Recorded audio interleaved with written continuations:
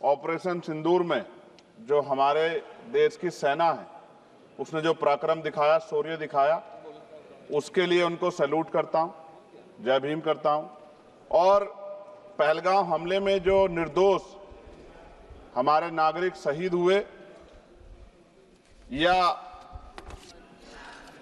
अन्य जो लोग उसके बाद सीज फायर के बाद जो शहीद हुए, उन सभी लोगों के लिए प्रार्थना करता हूं कि उनके परिवारों को कुदरत दुख सहने की शक्ति दे। महोदया, मेरे कुछ सवाल हैं सरकार से।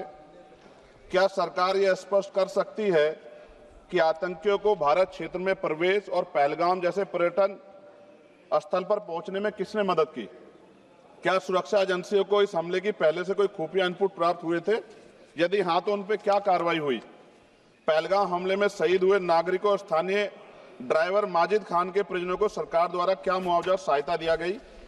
क्या सरकार पर्यटकों की सुरक्षा सुनिश्चित करने के लिए विशेष स्टैंडर्ड ऑपरेटिंग प्रोसीजर लागू कर रही है? क्या भारत सरकार ने अंतर्राष्ट्रीय मंचों पर यह मांग रखी है कि जब तक पाकिस्तान आतंकवाद पर कठोर कार्रवाई नहीं करता तब तक उसे किसी प्रकार की आर्थिक सहायता न दी जाए?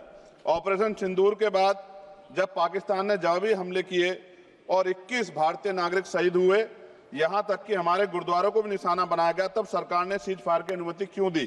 क्या यह भारत की कूटनीति कमजोर नहीं दर्शाता? सभापति महोदया, मुजफ्फरनगर में हमारे जिला सचिव हैं भाई कामिल, उनके परिवार के 2 बच्चे भी इस हमले में शहीद हुए थे।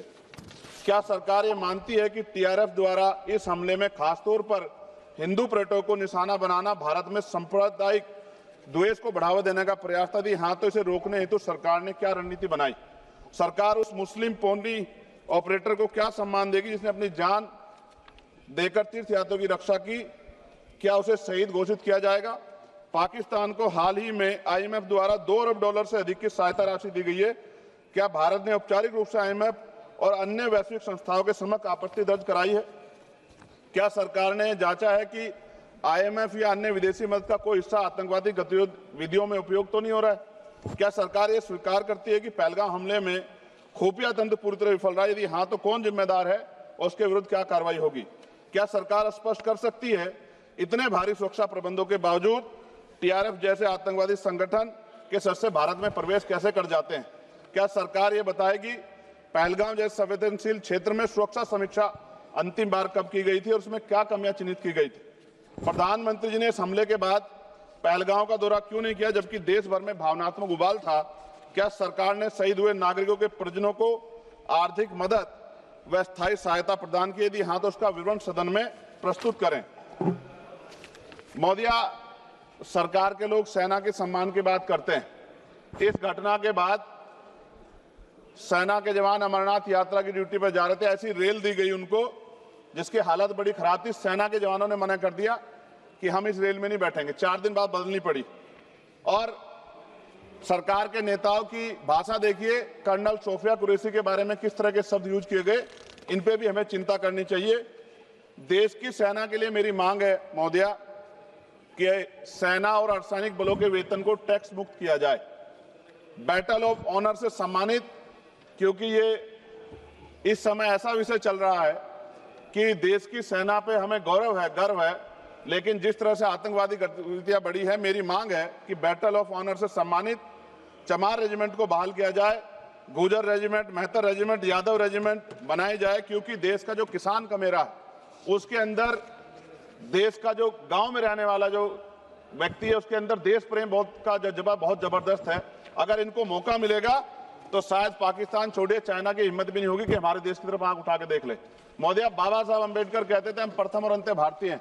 भारत की आन पे जब आंच आती है तो जिस तरह इस बार प्रदर्शन हुआ, एकजुट रहा देश, सारा विपक्ष हो पक्ष हो सब एकजुट रहे, ऐसे हमें एकजुट रहना चाहिए। अगर हम एकजुट रहेंगे तभी हम आतंकवादियों से लड़ पाएंगे।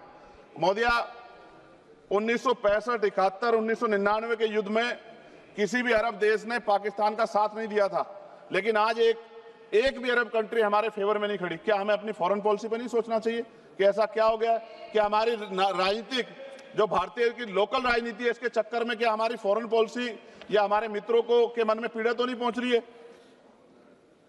पाकिस्तान ने कहा और आपने मान लिया और आपने सीज फायर का आज रक्षा मंत्री जी को मैंने सुना, उन्होंने कहा भाई, उन्होंने कहा कि महाराज हाथ जोड़ते हैं, छोड़ो।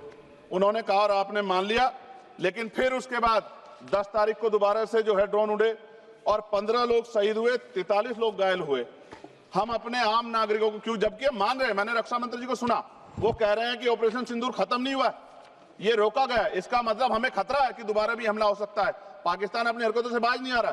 तो हम अपने आम नागरिकों को और सेना के जवानों के जीवन को खतरे में क्यों डाल रहे हैं भविष्य में? क्या हमें इसके पुख्ता और परमानेंट इंतजाम नहीं करने चाहिए? जैसे अगर सरकार को, मैंने कई बार सुना सरकार के लोग अखंड भारत की बात करते हैं, इससे अच्छा मौका आपको काम मिलता। पीओक्यू लेने के बाद हमारे उत्तर प्रदेश के मुख्यमंत्री बार बार कहते हैं कि चुनाव में कह रहे थे 6 महीने के बाद पीओक्यू इधर होगा, सरकार बन की, जनता ने तो मौका दे दिया, कहां है पीओक्यू? क्यों नहीं लेके आए इस बार आप लोग? तो पहली सीढ़ी तो इस बार ही चढ़ गए थे। जिस तरह से मीडिया ने माहौल बनाया था मोदिया, तो ऐसा लगा कि अगर देश की सेना ने जो हिम्मत जुटाई थी, सरकार मदद करती, तो माननीय नरेंद्र मोदी जी पाकिस्तान के भी प्राइम मिनिस्टर होते इस बार, इसी बार। और फाइनेंस मिनिस्टर बैठी है हमारी, ये पाकिस्तान की फाइनेंस मिनिस्टर होती। इस तरह के हालात बने हुए थे और ऐसा मौका चूकना ही नहीं चाहिए था।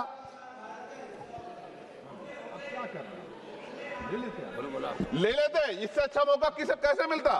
पूरा देश एकजुट था। मोदी, मैं खत्म करूंगा, पूरा देश एकजुट था, इससे अच्छा मौका कहां था? लेकिन अब अमेरिका में बैठ के कोई देश के फैसले कर ले तो देश की गरिमा पे, संप्रभुता पे बहुत बड़ा हमला है।